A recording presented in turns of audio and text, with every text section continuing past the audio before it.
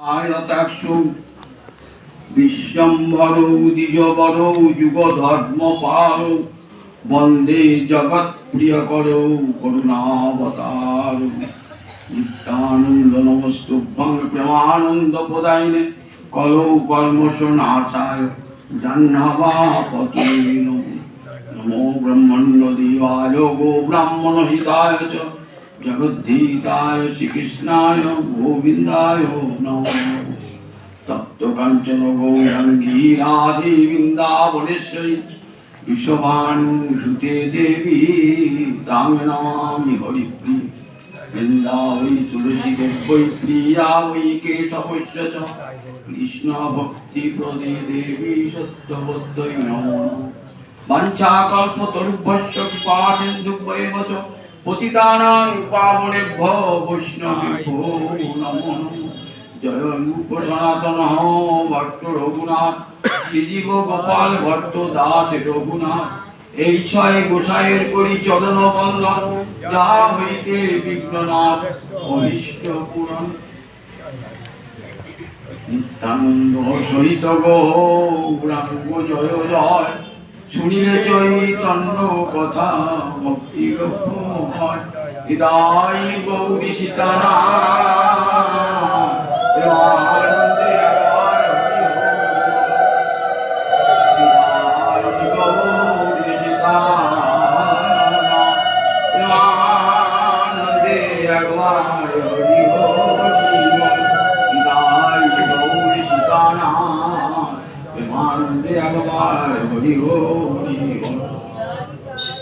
আছেন হবে না হরে মহাপ্রভু যত সবার জনমতি দন্তে করি ভার ভজ শ্রীকৃষ্ণ চৈতন্য প্রভু নিত্যানন্দ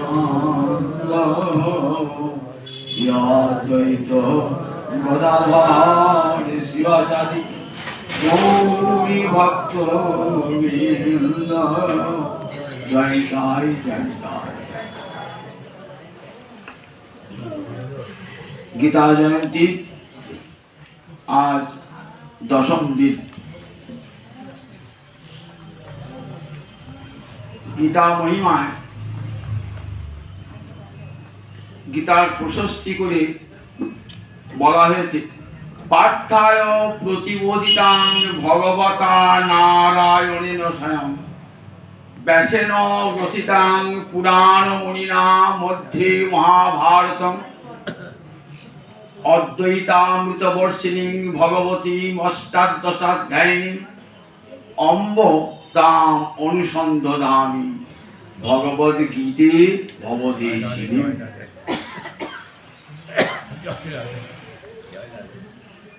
অম্ব মানে অম্বা শব্দের সম্বোধনে অম্ব, অম্বা মানে জননী। হে গীতা জননী, অম্ব তাম অনুসন্ধধামি, তাম মানে তোমাকে, হে জননী গীতা জননী তোমাকে অনুধ্যান করি। অনুধ্যান মানে অনু মানে বারবার, অনুক্ষণ মানে বারবার, অনুধ্যান মানে বারবার তোমার চরণ কমল ধ্যান। অম্বতাম অনুসন্ধধামি, হে গীতা জননী তোমার চরণ কমল আমি নিত্য বারবার ধ্যান করি, অনুসন্ধধামি। হে ভগবদ্গীতে জননী পার্থায় প্রতিবোধিতাং ভগবতা নারায়ণেন স্বয়ং, তুমি কার মুখ দিয়ে বার হয়েছিলে? স্বয়ং ভগবান নারায়ণের মুখ দিয়ে তুমি বার হয়েছিলে। স্বয়ং ভগবতা নারায়ণেন স্বয়ং, অর্থাৎ তোমার কোনো অবতার কোনো অংশ কেউ বলে নাই, স্বয়ং তুমি বলেছ। এই যে ভগবতা স্বয়ং কথাটি খুব গুরুত্বপূর্ণ। এটি ভগবানের কোনো মুনি ঋষি তো বলেনি নাই, কোনো অবতারও বলেন নাই, স্বয়ং ভগবান শ্রীকৃষ্ণ বলেছে। স্বয়ং ভগবান বললে স্বয়ং ভগবান শব্দে তাহাতেই সত্তা যাহার ভগবত্তা হইতে হয় অন্যের ভগবত্তা। এই যে স্বয়ং ভগবান কথাটি না ভাগবতে এটিকে বলছেন পরিভাষা। পরিভাষা কাকে বলে? অনিয়মের নিয়মকারিণী সা পরিভাষা। শাস্ত্রের বাক্য সবসময় সুশৃঙ্খলভাবে সাজানো থাকে না, এদিক করা থাকে। সেই সবগুলিকে নিয়ে একত্র করে একটা সুসিদ্ধান্ত বলেন শ্রীকৃষ্ণ হলেন স্বয়ং ভগবান।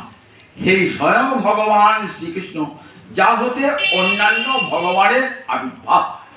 অবতারা বলি বীজ। জগতে যত যত অবতার, যত যত ভগবান আছেন, সমস্ত ভগবানের উৎসভূমি ভগবান শ্রীকৃষ্ণ। সেই স্বয়ং ভগবান শ্রীকৃষ্ণ পার্থায় প্রতিবোধিতান, পার্থের প্রতিবোধনের জন্য। পার্থ কার নাম? অর্জুনের নাম পার্থ। কেন? অর্জুন অনেক নাম, তার একটা নাম পার্থ। এই পার্থ নামটার একটা বিশেষ গুরুত্বপূর্ণ আছে। কেন? পৃথা, কুন্তিদেবী একটি নাম ছিল পৃথা। পৃথা মানে পৃথু শব্দ থেকে পৃথা শব্দটি এসেছে, অর্থাৎ বিপুলা, বিশাল হৃদয়া। কুন্তিদেবী হৃদয়খানি বিশাল। কি করে হৃদয় বিশাল হয়? ভক্তি মহারানী হৃদয়ে প্রবেশ করলে আর কোনো সংকীর্ণতা থাকে না, হৃদয় বিশাল হয়ে যায়। বসুধৈব কুটুম্বকম। তখন অয়ং নিজ পরবেতি গণনা লঘু চেতসম। আমাদের মতন ক্ষুদ্রমনা মানুষ, এ আমার নিজের লোক, এ আমার পরের লোক, এইরকম সংকীর্ণ চিত্ত আমাদের। এ আমার পছন্দের লোক, এ আমার অপছন্দের লোক। কিন্তু যাদের হৃদয়টা উদার হয়ে যায় তারা বসুধৈব কুটুম্বকম, গোটা বসুধার এই পৃথিবীর সব লোককে তারা আপন বলে ভাবে। কখন ভাবে? এ ভক্ত ছাড়া ভাবতে পারে না। ভক্ত ভাবে সর্বত্র আমার গোবিন্দ বিরাজমান। এই ভক্ত সকলকে আপন করিয়ে নেয়। তাই কুন্তী দেবী ঠিক দেখ না, ভাগবতে এই কুন্তীর একটি স্তব আছে। কুন্তী দেবী এমন ভগবত ভক্তি। কুন্তী দেবী বলছেন, মা তুমি আমাকে স্তব করছো কেন? তা বলছে, তুমি তো দেখো, তুমি লীলায় এসেছো আমার ভাইয়ের পুত্র রূপে, কিন্তু আসলে তুমি তো আদ্য পুরুষ, নিখিল জগতের গুরু তুমি। তোমার চরণ পাওয়ার জন্য ব্রহ্মাদি দেবগণ নিত্য স্তব করে থাকে। আমি ভাবি তোমার এই কি অপূর্ব লীলা। মায়ের কাছে তুমি দাম বন্ধনে জড়িয়েছো, মায়ের ভয়ে তুমি কাঁপছো, তোমার ভয়ে জম কাঁপে, আর মায়ের ভয়ে তুমি কাঁপছো। তোমার এই অপূর্ব লীলা আমাকে মুগ্ধ করে দেয়। ভাগবতী কুন্তী দেবী অপূর্ব স্তব আছে। সেই কুন্তী বিশাল হৃদয়া। আজ দেখুন কুন্তী সকাল উঠে এই 5 জন রমণীর নাম করতে, কন্যার নাম করতে হয়। পঞ্চকন্যা শরণ মিত্র মহাপাতকনাশন অহল্যা দ্রৌপদী তারা কুন্তী মন্দ দরিদ্রতা। সকালে বিছানায় উঠে এই 5 জন কন্যার নাম করবেন। পঞ্চকন্যা শরণ নিত্যম, প্রতিদিন। মহাপাতকনাশনম, পাপ তো দূরের কথা, পাতক নাশ করে দেয়। মহাপাতক নাশ করে দেয়। পাতকের ভাব আছে, পাতক, অতিপাতক, মহাপাতক। সেই মহাপাতক নাশ হয়ে যায়। অহল্যা, দ্রৌপদী, তারা, তারাটাকে বালির পত্নী তারা। অহল্যাকে ব্রহ্মার কন্যা অহল্যা। অহল্যা, দ্রৌপদী, তার দ্রৌপদী কথা নিশ্চয়ই জানেন। দ্রৌপদী, অহল্যা, দ্রৌপদী, কুন্তী মন্দোদরীকে রাবণের পত্নী মন্দোদরী।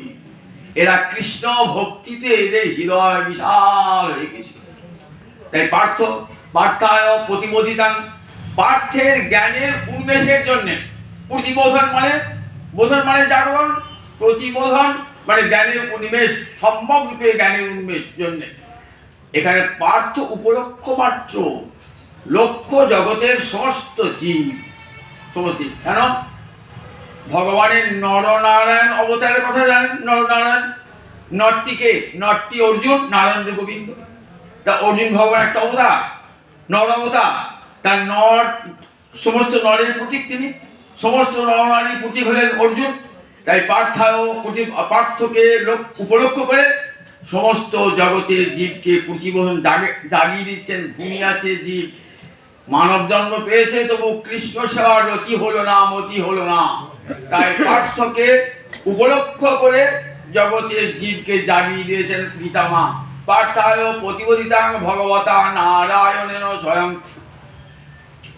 ছেলে স্কুল যাবে না, ঘুমুচ্ছে, 7টা 8টা বেজে গেছে, ছেলে যাবে না।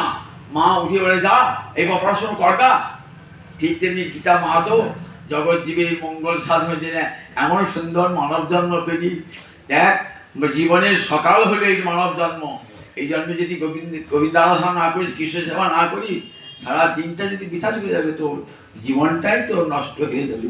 তাই মা জাগিয়ে দেন, মা ছেলেকে জাগিয়ে দেন, ছেলে পড়তে যাবে বলে, তার মঙ্গল কামনা তো গীতা মাও জাগিয়ে দেন। পার্থায় প্রতিবিধান ভগবতা নারায়ণ ব্যাসেন গতিদান। এই মায়ের কথাগুলো কে করেছেন, গ্রন্থন করেছেন? বলেন স্বয়ং ব্যাসজি। ব্যাসেন গতিদান পুরাণমুনি না, তিনি আদ্যমুনি তিনি, তাই পুরাণমুনি না। কোথায় আছে? মধ্যে মহাভারত। গীতা কোনো পৃথক গ্রন্থ নয়, মহাভারতের ভীষ্ম পর্বের অন্তর্গত। মহাভারতের কটা পর্ব? 18টা পর্ব, তার মধ্যে ভীষ্ম একটা পর্ব। সেই ভীষ্ম পর্বের অন্তর্গত গীতা। গীতা কত শ্লোক আছে? 700 শ্লোক আছে। তাই গীতার নাম সপ্তশতী। গীতার নাম, গীতার কত নাম? কৃষ্ণার্জুন সংবাদ, ব্রহ্মবিদ্যা, যোগশাস্ত্র, এগুলো সব নাম গীতার নাম। সপ্তশতী গীতার নাম। পার্থয় প্রতিবিধান ভগবতা নারায়ণ ব্যাসেন গতিতাং পুরাণমুনিনা মধ্যে মহাভারত অদ্বৈতামৃত বর্ষিণী। মা আমার কি তত্ত্ব পেয়েছেন? ওই জগতে তোমরা সবাই এক, অদ্বৈত, তোমাদের কোনো ভেদ নাই। ব্রাহ্মণ, চণ্ডাল, মানুষ, পশু, কোনো ভেদ নাই। দেবতা সব এক, তোমরা সবাই। এই অদ্বৈত তত্ত্ব জীবকে শিখিয়েছেন মা। বিশ্বজনীন একত্ববোধ, সমস্ত বিশ্বের মানুষ যে এক, এটা কে শিখিয়েছেন জগৎকে? গীতা শিখিয়েছেন। গীতা শিখিয়েছেন। গীতার কত বড় দান বলুন দেখি একবার। মানুষে মানুষের ভেদ শূন্যতা, এই ভেদ শূন্যতা, কেউ তোর আপন নয়, কেউ তোর পর নয়, সবাই তোর নিজজন, এই ভাবনা কর গীতা অদ্বৈতামৃত বর্ষিণী। কারণ জগতে গোবিন্দ সাধন কেউ নাই, গোবিন্দই যে সব হয়েছেন। এই গোবিন্দ সর্বং খলিলিদং ব্রহ্ম, ভারতবর্ষে ঋষি প্রতিটি ধূলি কণায় ব্রহ্ম দর্শন করেছেন। প্রতিটি বিষ্ণুময়ং ই প্রহ্লাদ, বিষ্ণুময়ং ইদমে জগৎ। জগতে যেদিকে তাকাচ্ছেন সেই দিকে স্থাবর জঙ্গমে দেখে, না দেখে তার মূর্তি। যাহা যাহা নেত্র পড়ে তাহা কৃষ্ণ স্ফূর্তি। এটা ভক্তির দর্শন। তো ভক্তির দর্শন সর্বত্র ভগবান। এই অদ্বৈত রূপ অমৃতত্ব বর্ষণ করেছেন গীতা। ভগবতী, তুমি ভগবতী, সাক্ষাৎ ভগবানের শক্তি। 18টা অধ্যায়, তোমার 18টা সোপান। অর্জুন বিষাদ থেকে তো শুরু হলো, জীবকে তুমি মোক্ষে তুলে দিলে। দুঃখ থেকে, দুঃখ অর্জুনের বিষাদ আগেই বলেছি। বিষাদের প্রয়োজন মানুষের জীবনে, দুঃখের একটা প্রয়োজন আছে। দুঃখের আঘাত না পেলে মানুষের চৈতন্য হয় না। সুখে ভাঙতে পারে, ভগবানকে মনে পড়ে না। মানুষ ভগবানকে মনে করে কখন? মানুষ দুঃখের শোকে যখন আঘাত পায়। অর্জুন বিষাদ যোগ, তাই আরম্ভ হলো অর্জুন বিষাদ যোগে। এই মানুষের চৈতন্য, মানুষ জেগে গেল যে যথার্থ সুখ কোথায় পাওয়া যায়। সুখের সন্ধান করি তো আমরা, সকাল থেকে আমাদের একটা সুখের সন্ধান, চিন্তা। সুখঙ্গে ভুয়া, দুঃখঙ্গে মাহুত। আমার সুখ হোক, সেই সুখটা কেমন করে হবে? দুঃখের আঘাত না পেলে সুখের জিজ্ঞাসা হয় না। ভারতবর্ষের প্রথম দর্শনের নাম কি? সাংখ্য দর্শন। সেই সাংখ্য দর্শন একটা সূত্র, দুঃখ ত্রাভিঘাতাৎ জিজ্ঞাসা। মানুষের সুখ লাভের কখনো সন্ধান হয়। দুঃখের আঘাত পেলে 3 প্রকার দুঃখ: আধ্যাত্মিক, আধিভৌতিক, আধিদৈবিক। এই 3 প্রকার দুঃখের আঘাত পেলে তখন মানুষের অন্তরে একটা প্রশ্ন লাগে, সুখ কি কোথাও নাই? কিভাবে সুখ পাওয়া যায়? এই খুঁজতে খুঁজতে আমরা পেলাম বেদান্ত দর্শন। 6টা দর্শনের শেষ দর্শন বেদান্ত দর্শন, সর্বশ্রেষ্ঠ দর্শন। সর্বশেষ দর্শন এবং সর্বশ্রেষ্ঠ দর্শন। সেখানে কি বলে? ভূমৈব সুখম। ওই ভূমাকে জানলে, ভূমা মানে বৃহত্তম বস্তু। ব্রহ্ম মানে যা, ভূমা মানে যা, গোবিন্দ মানে তাই, কৃষ্ণ মানে তাই। সেই ভূমৈব সুখম, নাল্পি সুখমস্তি। জগতে যা কিছু সব অল্প, সব অল্প। ওই ভূমা পুরুষকে, ভগবানকে পেলে তবেই জীব সুখী হবে। তাই ভূমাত্মে বিজিজ্ঞাসিতব্য। এই জগতে কি জানতে হবে? অন্য কিছু জানবার প্রয়োজন নাই। কি করে গোবিন্দ চরণ পাবো সেইটাই শুধু জানো। কে বলছেন? বেদ কথা বলছেন, ঘুমাতে বিধিগায় হিতব্য, ঘুমা তু এবং ঘুমাতে একমাত্র ঘুমাই, এটা বলবেন এবং আবার তু দিয়েছেন, দুটো অব্যয় দিয়েছেন, একমাত্র ঘুমাকেই কিন্তু জানতে হবে, একমাত্র জীব সর্ব সুখ লাভ। এই গীতায় তত্ত্ব জগৎকে শিক্ষা দান করেছেন ভবদেশে নেই। দেখেছেন তো, গরুর বাছুর থাকে তো, বাছুরটাকে গায়ে হাত দেয় না, কি মনে করে মাটা মনে করে আমার বাছুরটাকে মারছি, কি করবে? ল্যাজি করে চার মারতে আসবে, সিংড়ি কোথাতে আসবে, পায়ে করে চার মারবে। তাই গীতা মা কি করছেন? সংসার আমার ছেলেকে কষ্ট দিচ্ছে, সংসার ভগবানের সংসার, সংসার আমার ছেলে মেয়েকে কষ্ট দান করছে। তাই কি করেন? যে শত্রুপতি মা যেমন কি করেন, ছেলেকে মারছে, যে মায়ের কাছে তো শত্রু, মা থেকে শত্রু চোখে দেখেন, সংসারকে শত্রুর চোখে দেখছেন কে? গীতা মা। এই সংসার যত দুঃখ দিচ্ছে আমার ছেলেকে, তাই ভব দেশিনী গীতা মা আমার কল্যাণ কামিনী, সংসার দুঃখকে বিনাশ করবার জন্যে তার আবির্ভাব। এই গীতার ৮ অধ্যায়, ১০ম অধ্যায়, নবম অধ্যায় কালকে শুনেছেন তো, বিস্তার করে ৯ম অধ্যায় কত সুন্দর সুন্দর কথা সব কি বলেন, আপনি বলেছিলাম না, আগে বলেছিলাম না, ৩৪টা শ্লোক ৩৪ দিন পড়লে পাঠ হয়। শেষের যে সংবাদটি ৯ম অধ্যায়, সেদিনই পরে শুরু হলো ১০ম অধ্যায়। শেষের সংবাদটা কি অপূর্ব সংবাদ! বলছেন, অপিচেত সুদুরাচার ভজতে মা অনন্য ভাব, সাধুরেব সমন্তব্য, সাধু সম্যক ব্যবসিত এইসব। দেখবেন ৯ম অধ্যায় শেষে বলছেন, অপিচেত সুদুরাচার। এ কথা কোথাও শুনেছেন? কোন শাস্ত্র শুনেছেন যে যদি দুরাচারী হয়, সে যদি আমাকে ভজনা করে, তাকে সাধু বলে মেনে নিও। ভগবান বলছে তাকে সাধু বলে মেনে নিও। সে শুধু দুরাচার নয়, সুদুরাচারী। অপিচেত, যদিও সে সুদুরাচারী হয়ে থাকে, সাধুরেব সমন্তব্য, তাকে সাধু বলে আমি মনে করা, আমি মনে করি, শুনো তোমরাও তাকে সাধু বলে মনে করো।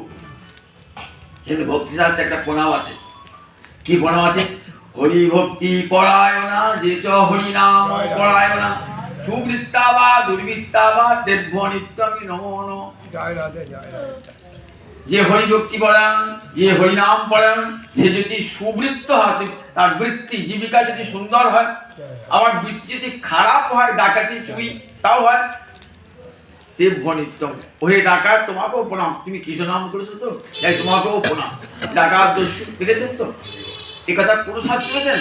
ভক্তি শাস্ত্রে কেমন অধিকার দিয়েছেন, কেমন সার্বজনীন অধিকার।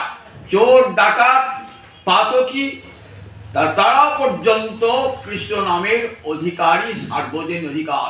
অপিচে যদি একবার কৃষ্ণ বলে, অপিচে সুদুরাচার ভজতে মা অনন্য ভাব, সাধুরেব সব মন্তব্য। হয়তো তার দুরাচারত্ব আছে, কিন্তু কৃষ্ণ বলছে, বলে চিন্তা করো না, ওই যে কৃষ্ণ নাম একবার সে বলেছে, কৃষ্ণ নাম ভজনা করছে না, ওই তার সব পাপ ধ্বংস হয়ে যাবে। ওই কৃষ্ণ নামের আগুনে সব পুড়ে যাবে, তার পাপ সব পুড়ে যাবে কৃষ্ণ নামের আগুনে। বললে আমি বলছি অর্জুন, আমি বলছি, সাধুরেব ক্ষিপ্রং ভবতি ধর্মাত্মা, সে শীঘ্রই ধর্মাত্মা হবে। ক্ষিপ্রং মানে খুব তাড়াতাড়ি, ভবিষ্যৎই বললেন না, ভবিষ্যৎকে আবার হবে বলতে পারতেন তো, বর্তমান কালে কি আছে? ক্ষিপ্রং ভবতি ধর্মাত্মা, সে শীঘ্রই ধার্মিক হয়ে উঠবে, ধর্মাত্মা হয়ে যাবে। দেখুন দস্যু অধ্যা কর, মরা মরা বলতে বলতে কত বড় কথা রামালিকে ফেলে। জগাই মাথায় কেমন হেঁটেন দেখুন, জগাই মাথায় সব দেখুন কেমন, চাপাল গোপাল সবাই দেখুন কেমন।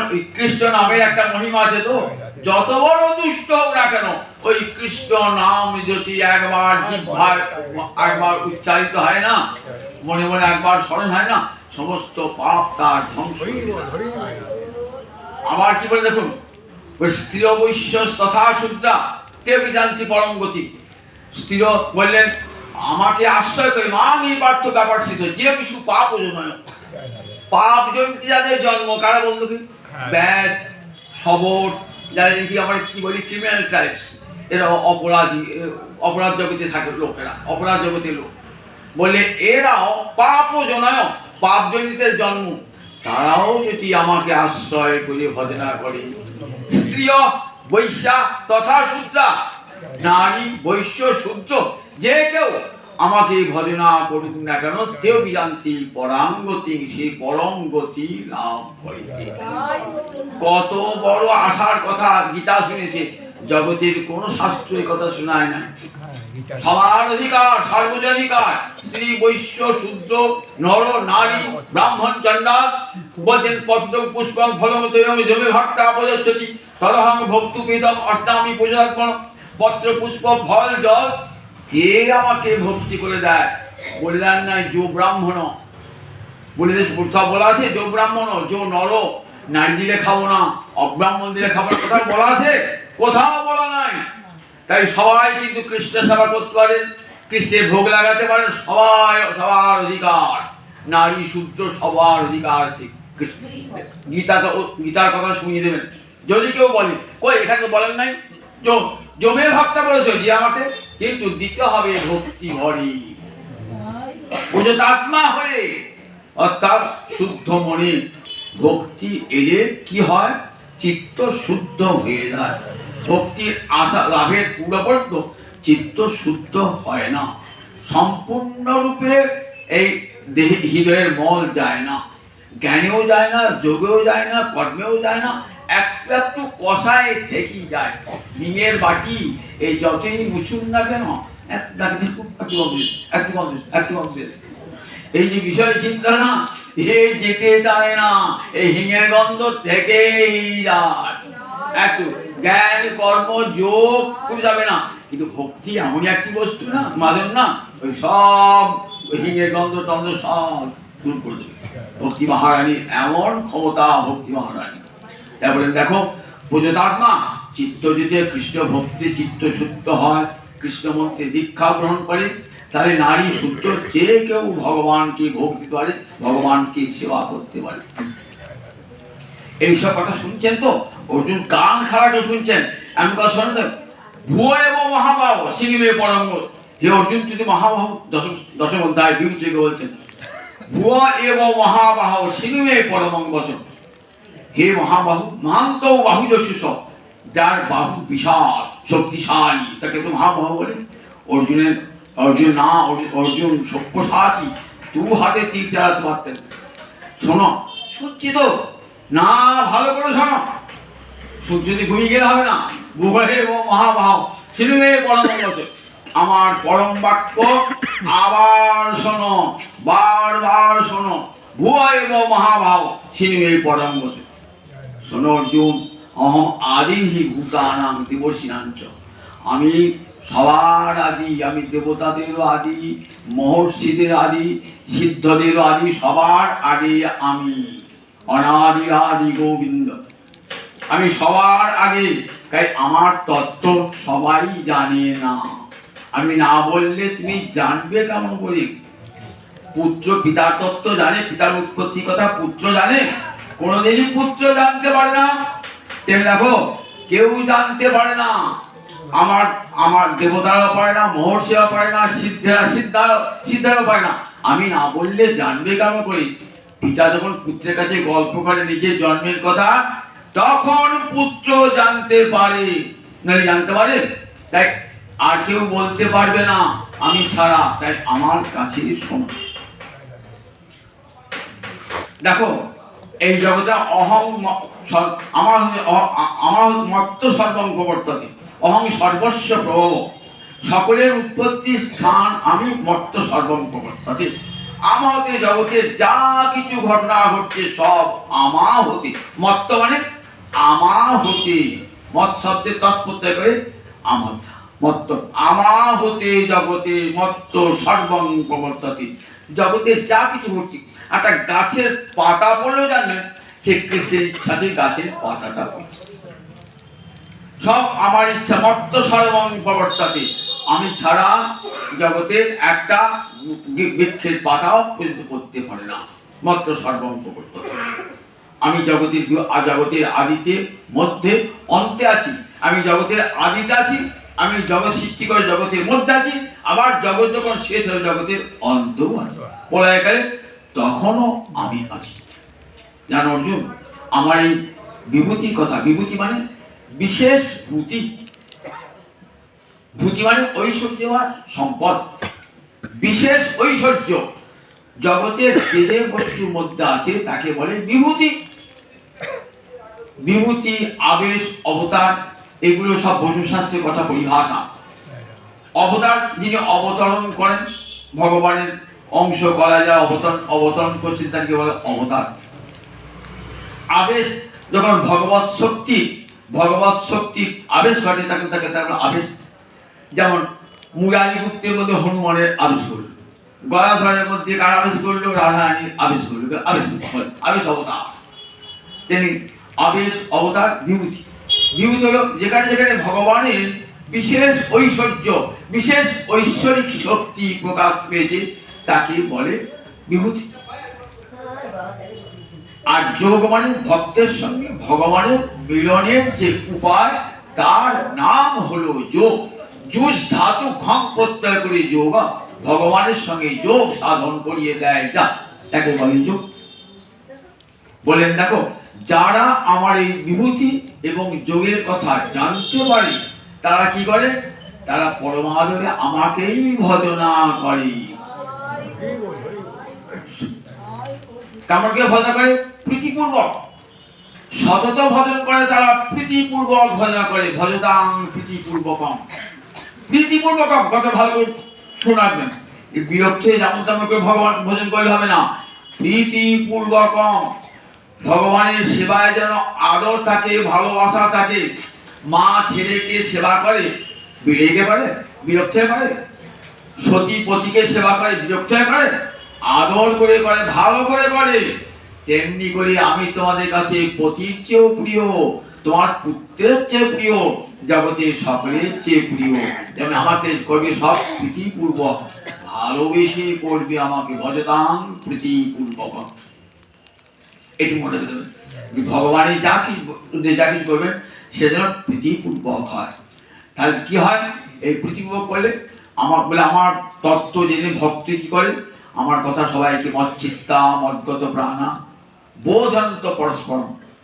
আমার কথা চিত্তটা আমাকেই তারা দিয়ে দিয়েছে, আমাকেই দিয়ে। কারণ চিত্ত কখন মচ্চিত্ত কখন হয় বলুন দেখি, যখন কেউ কাউকে ভালোবাসে তখন তার চিত্তটা আর যে ভালোবাসে তার চিত্ত এক হয়ে যায়। যাকে ভালোবাসে, যে ভালোবাসে, চিত্তটা এক হয়ে যায়। কেউ কাকে যায়, তার সুখে সুখ হয়, তার দুঃখে দুঃখ হয়, সেই চিত্তের অনুভব বুঝতে পারে।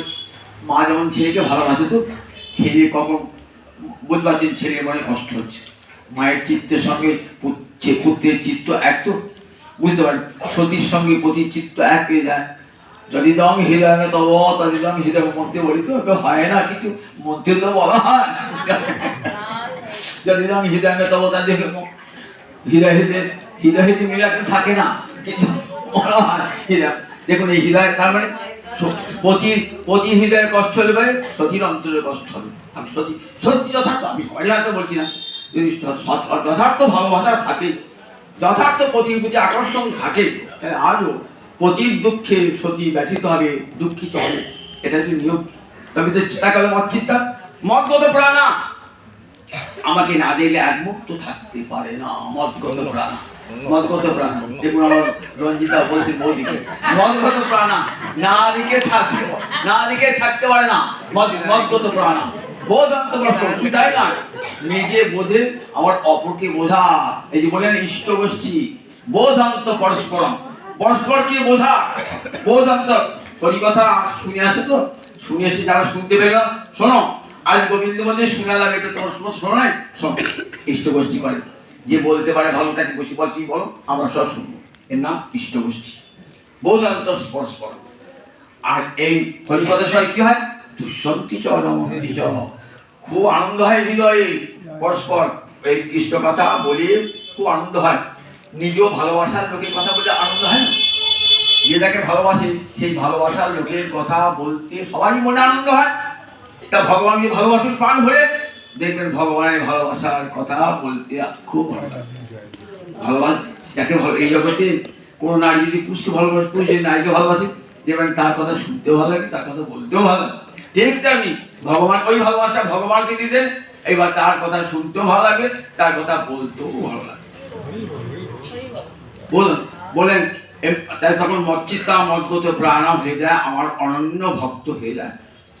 অর্জুন কান খাড়া করে শুনছেন। অর্জুন বলছেন, ঠাকুর তোমার তো খুব ইচ্ছা তোমাকে আমার জানতে, কিন্তু আমি তুমি যে এত বড় বিরাট, তুমি জানবো কেন তোমাকে আমি? কেশু ভাবেশু চিন্তসী ভগবান মায়া, তোমাকে কোন কোন বিষয়ে বস্তু আমি জানলে সঠিক জানতে পারবো, তোমাকে ভালোভাবে জানতে পারবো? তখন ভগবান নিজের বিভূতির কথা বলছেন, কোন কোন বস্তুতে আমার ঐশ্বরিক শক্তি, কোন কোন বস্তুতে, এটাই নাম হচ্ছে বিভূতি যোগ। একটা জিনিস বলে রাখি, দেখুন এই গীতার বক্তা তো ভগবান শ্রীকৃষ্ণ, আর শ্রোতা হলেন অর্জুন, আর নোটা লিখেছেন কে? দাস। কিন্তু তিনজনই এক। কিরকম বিভূতি যোগ প্রত্যেকে দেখবো। বলছেন কি? বলছেন বৃষিণাঙ্গ বাসুদেব অহং, বৃষ্টি বংশের বংশে আমি বাসুদেব, আমি বা গোবিন্দ আমি। আচ্ছা, তাহলে বৃষিণাং বাসুদেব। আবার মুনি নাম পাণ্ডবানাং ধনঞ্জয়, পাণ্ডবদের মধ্যে আমি ধনঞ্জয়। আবার মুনি নাম অক্ষম ব্যাস, মুনিদের মধ্যে আমি ব্যাস। তাহলে গোবিন্দই বলছেন, গোবিন্দই লিখেছেন, গোবিন্দই শুনছেন, গোবিন্দই শুনছেন। পাণ্ডবানাং ধনঞ্জয়, পাণ্ডবদের মধ্যে আমি ধনঞ্জয়, ধনঞ্জয় তো অর্জুন, অর্জুন তো শুনছে, গোবিন্দই শুনছেন। আবার বৃষিণাং বাসুদেব, আমি বাসুদেব। আবার যিনি লিখেছেন মুনি নাম অক্ষম ব্যাস, আমি মুনিদের মধ্যে আমি ব্যাস। তাহলে গোবিন্দই লিখেছেন, গোবিন্দই বলছেন, আবার গোবিন্দই শুনছেন। এখান থেকে দেখুন বিভূতি তত্ত্বে কারণ সুন্দর বলা দেখো, যা ভগবান জগতে তিনি ছাড়া তো আর দ্বিতীয় বস্তু জগতে কেউ নাই। তখন ভগবান দুই বলেন, আমার কত বিভূতি কথা, সপ্তমী অষ্টমী নবমী সবটা একটা বিভূতি বলেছেন। বলতে বলতে অর্জুনের পড়তে আমার কথার বাঁক ঘুরে যাচ্ছে, সেই জন্য গোটা করে বলা হচ্ছে না। যেখানে বলতে আছেন আবার অর্জুন একটা প্রশ্ন ছুড়ে দিচ্ছেন, তোকে অন্য কথা বলতে হচ্ছে। যেখানে গীতা এরকম, সেই জন্য অনেক সময় অসংলগ্ন একটা জিনিস ভগবান বলতে আরম্ভ করলেন, বলতে বলতে অর্জুন আবার একটা প্রশ্ন তুললেন, তখন সেই অর্জুনের প্রশ্ন আনসার করতে আবার কথা বললেন। এর ফলে একটা জায়গায় আমরা সব গীতার কথাগুলো পাই না। তা আমি তো বলেছি, সপ্তমে বলেছি, অষ্টমে বলেছি, নবমেও বলেছি, আবার দশমেও বলছি, একটু বিস্তার করেই বলছি। শোন, কোথা কোথা জগতে যেখানেই দেখবে বিশেষ শক্তির প্রকাশ, আমি সেখানেই আছি। আমি জগতে সর্বত্রই আছি। আমি জগতে আদিতে মধ্যে অন্তে জগতের এমন কোনো বস্তু নাই যেখানে আমি না। তথাপি কতগুলো বিশেষ বিশেষ স্থানে বস্তুতে বা মানুষে আমি রয়েছি, সেগুলি শোনো। সেগুলো হচ্ছে আমার বিভূতি, মানে বিশেষ ভূতি, বিশেষ ঐশ্বর্য। এমনি করে কতগুলো উদাহরণ দিলেন ভগবান। বলে দেখুন, জল তো খান সবাই, কি জলকে আমরা জীবন বলি তো, তার জলের মধ্যে রস সেটা আমি। জল এত মিষ্টি কেন? যখন জানলাম গোবিন্দ আছেন জলের মধ্যে, তখন জলটা পেটের মধ্যে যে আগুন জলে যশোরানল, যে আমার খাদ্য হজম করে দেয়, বলে অহং বৈশ্যানর, আমি পেটের মধ্যে আগুন হয়ে থাকি। দেখেছেন তো কত ভালোবাসেন গোবিন্দ। আপনি খেলেন, তাকে রস রক্তে পরিণত করবে কে? অহং বৈশ্যানর চতুর্বিধান, 4 প্রকার যে চর্ব তুষ্য লেজ্জ পেয়ে খেলেন, তো এটা হজম করে দেবে কে? পেটে আগুন না দিলে হবে? সে আগুনটা আমি। দেখেন কতভাবে ভগবান জীবকে ভালোবাসেন, দেখুন কতভাবে জীব ভালোবাসেন। আবার এই ঔষধি বৃক্ষকে বাঁচাতে হবে, তো আমি তখন কি করি? চন্দ্রকে আসছে, ওই চন্দ্ররূপে আমি কি করি? চন্দ্ররূপে সুধা বিতরণ করে সমস্ত ঔষধিকে বাঁচিয়ে রেখে দিই। পৃথিবীতে আলো দিতে হবে, অন্ধকার দূর করতে হবে। আমি সূর্য হয়ে যায়, নক্ষত্রানাও অহমই সূর্য। দেখেছেন তো আমি কত ভালোবাসেন ভগবান। আমি দেখো জগতে যত নক্ষত্র কিছু না, আমি সূর্য হয়ে যায়। আমার জীব বাঁচবে কেমন করে? আমি যদি না উঠি, অন্ধকার দূর হবে না, মানুষ মরে যাবে, পৃথিবীতে গাছপালা জন্মাবে না, মানুষ জন্মাবে না, মানুষ। তাই আমি সূর্য হয়ে থাকি। আবার রাত্রিকালে জীবকে বাঁচাবো কেমন? তখন চন্দ্র হয়ে থাকি। দেখেছেন তো ভগবান যেমন চন্দ্র হয়ে আসে থাকে, সূর্য হয়ে আসে থাকে। স্থাবরানাং হিমালয়, আবার মানুষকে দেখো কত উঁচু হতে পারে মানুষ চেষ্টা করলে পারে, সেটা দেখাবার জন্য আমি হিমালয় হয়ে থাকি। দেখো ইচ্ছা করলে মানুষ তুমি এইরকম হতে পারো, মানুষ তুমি দেবতা হতে পারো, হিমালয়ের মতো দেবতা হতে পারো তুমি। দেখো যদি চেষ্টা করো, তুমি ক্ষুদ্র নও, তুমি বিরাট হতে পারো, তোমার মধ্যে সেই শক্তি আমি দিয়েছি। পৌরুষং ঋষু, মানুষের মধ্যে যে পৌরুষ দেখায় লোক, বলে ও পৌরুষটা পেয়েছো কোথা হতে? ও পৌরুষটা আমি আছি মানুষের মধ্যে। একজন বিজ্ঞানী বলছে আমার মতন বুদ্ধিমান কেউ নাই, ওই বিজ্ঞানী ওই বুদ্ধিটা পেয়েছো কোথা হতে? বুদ্ধিমতাম অস্মি, ওই বুদ্ধিমানের বুদ্ধি আমি। একজন বলবান গায়ে শক্তি দেখাচ্ছি, বলে ওরে বলবান ওই বলটা পেয়েছিস কোথায়? বলমে বলবতা অস্মি, আমি হলাম সেই বলবানের বল। দেখেছেন তো, আমি বলবানের বল। জগতে যত দৈত্য আছে, দৈত্যের মধ্যে প্রহ্লাদ আমি দেখি দেখ, দৈত্য হলো সে একদিন প্রহ্লাদ হতে পারে, দৈত্য হলে সে প্রহ্লাদ হতে পারে। দৈত্য বলে তাকে দূরে সরিয়ে দিও না, দৈত্যের মধ্যে প্রহ্লাদ আছে, দৈত্যের মধ্যে কৃষ্ণ ভক্তি লাভ হতে পারে, দৈত্যের মধ্যে কৃষ্ণ ভক্তি লাভ হতে পারে। দৈত্যানাং প্রহ্লাদ অস্মি। আবার দেখো একাদশ রুদ্র আছে, 11 জন রুদ্র দেবতা আছে, রুদ্রের মধ্যে শঙ্কর আমি, এই মহাদেব পরম কৃষ্ণ ভক্ত দেখ দেখ, আমি সেই রুদ্রের মধ্যে একজন, শঙ্কর আমি শঙ্কর হয়ে আবির্ভূত হয়েছি। তাই দেখুন শিব সেই শঙ্কর সেই গোবিন্দ যে ভিন্ন নয়।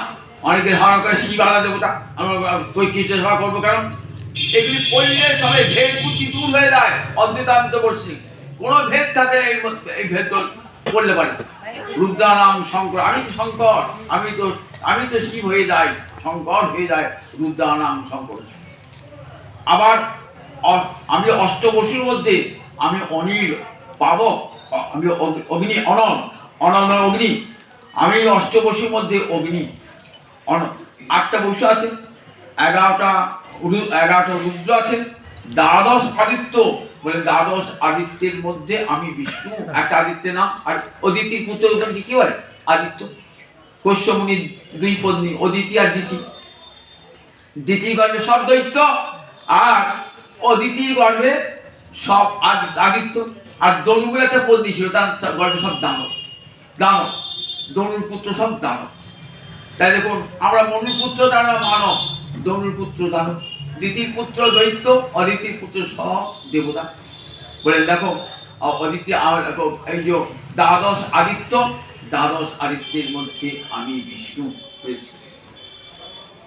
জগতে যত নদী আছে সব নদীর মধ্যে আমি কোন নদী জানো?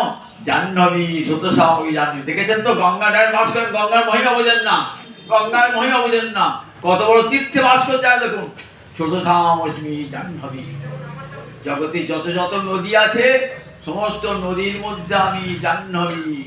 ওই জাহ্নবী তীরে নারী মনে পড়ে যায় গোবিন্দ কি, গোবিন্দের চরণ থেকে এসেছে, আবার যাচ্ছে কোথায়? সমুদ্রে বলছে সমস্ত সাগরের মধ্যে, জলাশয়ের মধ্যে আমি সাগর, সাগর গোবিন্দ বলে মা গঙ্গা ছুটছেন প্রতি সন্নিধান, ছুটছেন পল রেগে, ও মা তুমি চলেছ কোথায়? আমি গোবিন্দ চরণ সংগ্রামে ছুটে চলেছি। দেখেছেন তো গঙ্গা ছুটে যাচ্ছেন কোথায়? সমুদ্রে ছুটছেন কেন? সমুদ্রে তার স্বামীজি, তাই সমুদ্রে ছুটে চলে যাচ্ছেন স্বামী জাহ্নবী। এমনি করে কত বিভূতির কথা ভগবান বলছেন যে দেখো আমি এর মধ্যে তার মধ্যে আছি, বৃক্ষানাং অশ্বতস্মি।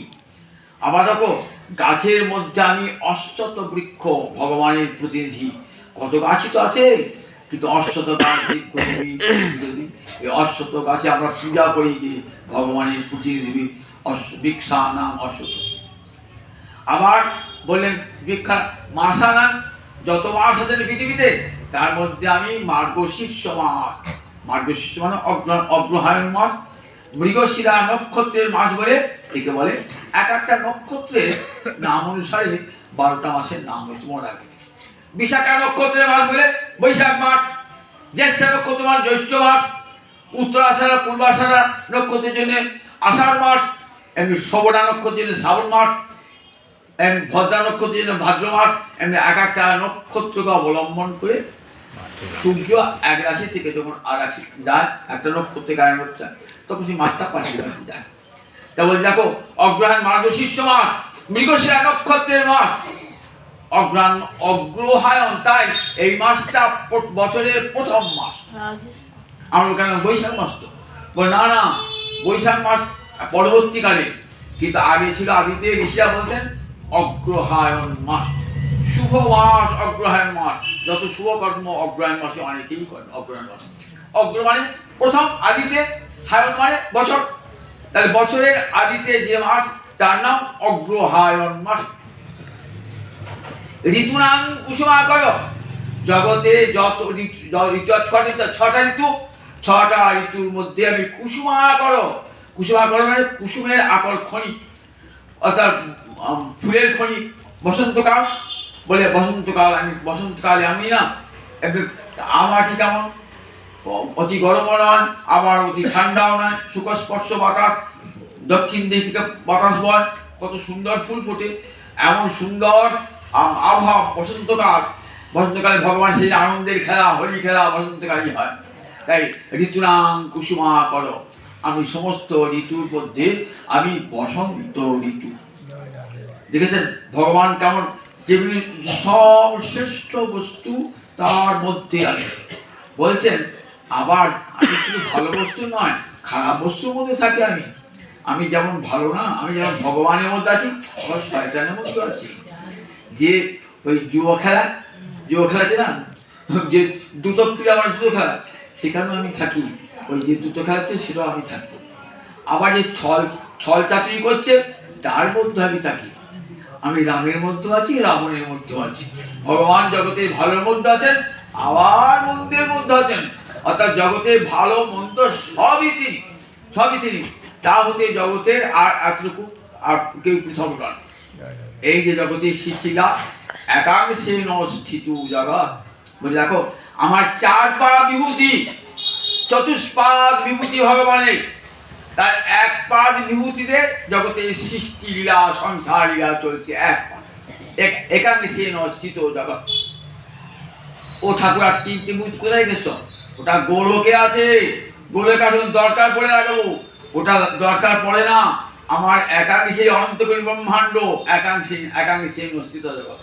আর বাকিগুলি আমার লীলা খেলার জন্য, আনন্দ করবার জন্যে, বৃন্দাবনে, গোলকে, বৈকুণ্ঠে যে আনন্দ করবো তার জন্য ওই রিজার্ভ রেখে দিয়েছি। ওই 3 পা ভূমি আমি রিজার্ভ রেখে দিয়েছি, আর এক পায়ে এক পথ ঘুরতে এই যত সংসার চলছে, একাংশে স্থিত জগৎ। বুঝি রাখবার দেখো অর্জুন, এটি তুমি বুঝবে আমার বিভূতি কেমন। আমার একাংশে ত্রিভুবন, আর যে বাকি ত্রিপাদ বিভূতি সব থাকলো। অর্জুন শুনছেন আমাকে ভগবানের কথা। অর্জুনের আস্তে আস্তে মোহকে দূর করতে হবে, তো ধীরে ধীরে একটু মোহ কাটছে, আবার মোহ আসছে, একটু মোহ কাটছে, মোহ আসছে। এইবার পরে বিশ্ব দেখাবেন যাতে আরো মোহটা দূর হয়ে যায়। তারপরে দ্বাদশীকে ভক্তি যোগ সরাবেন, ত্রয়োদশীকে গুণত্রয় ভাবে সত্যি, যখন অষ্টাদশীতে পৌঁছাবেন, অর্জুন তো মোহ দূর হলো, আমি যে এত বক করলাম, দূর হলো, মোহ দূর হলো। কচিত অজ্ঞান সম্মোহ পরস্তস্তে ধনঞ্জয়, অজ্ঞান সব গিয়েছে। এখন কেমন গুরুর উপদেশ যদি কান পেতে শোনেন, শ্রদ্ধা বলে হৃদয়ে নেন, তাহলে মোহ তো কাটবেই। অর্জুন সেরকম শিষ্য, নষ্ট মোহ, আমার মোহ দূর হয়ে গেছে। কি করে দূর হলো? তোমার করুণা। গুরুর করুণা লাভ করতে গেলে যে যোগ্যতার প্রয়োজন, সেই যোগ্যতা যদি গুরুর কাছে যান, কেমন করে যাবেন? পরিপাকেন পরিপোষেন সেবয়া বলেছেন না, গীতা শিখিয়েছেন কেমন করে গুরুর কাছে যাবে। পরিপাকের দ্বারা, পরিপোষের দ্বারা, সেবার দ্বারা গুরুকে তুষ্ট করে, গুরুর প্রসাদে তোমার হৃদয়ের সব সংশয় দূর হবে, মোহ দূর হয়ে যাবে। মোহ দূর হয়ে গেলে মেঘ কেটে গেলে কি হয়? আকাশ সূর্যের কিরণ চন্দ্র দেখা যায়। আমার হৃদয় আকাশে মোহ কালিমা এই দূর হবে কেমন করে? গোবিন্দ তোমার করুণা, তোমার হৃদয়ের সব মোহ দূর হয়ে যায়, নষ্ট মোহ তৎপ্রসাদা তোমারই করুণা শিথিল লব্ধা। আমি স্মৃতি ফিরে পেয়েছি, আমি যে তোমারই দাস, তোমারই অংশ, আমি স্মৃতি ফিরে পেয়েছি। এবার যা বলে করিস সেই বচনান্তরে, তুমি যা বলবে আমি তাই করব। এমনি করে জীবের মোহদশা দূর করবার জন্য অর্জুনকে উপলক্ষ করে অর্জুন সমস্ত বিশ্বজীবীর মোহমুক্তি ঘটালেন গোবিন্দ। আবার আগামী দিন একাদশ অধ্যায় শুনবেন বিশ্ব দর্শন যোগ ভগবানের। আটটা জীবী চারটে বলতে একটা কীর্তন করি না তো স্বপ্নের মন্ত্র কীর্তন না।